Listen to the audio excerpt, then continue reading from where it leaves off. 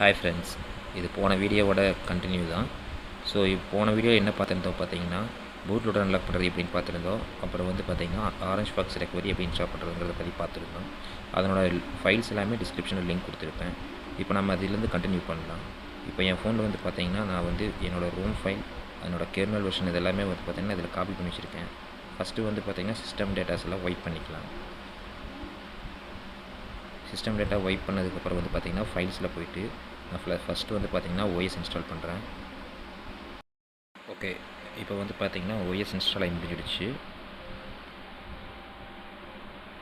Okay, இப்போ வந்து பார்த்திங்கன்னா ரீபூட் சிஸ்டம் கொடுத்துறாமல் ஜஸ்ட் பேக் வந்துட்டு மறுபடியும் அதே வைப் செட்டிங்ஸ்குள்ளே போயிட்டு மேலே பார்த்திங்கன்னா ஃபார்மட் டேட்டான்னு ஒரு ஆப்ஷன் இருக்கும்.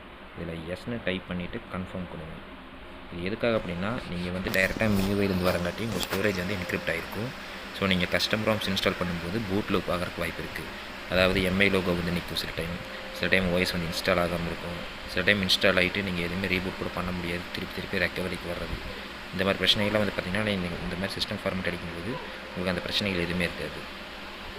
இப்போ சக்ஸஸ்ஃபுல்லாக வந்து நம்ம ரீபூட் பண்ணியாச்சு. ஓகே, இப்போ ROG லோகோ வந்துட்டுருக்கு.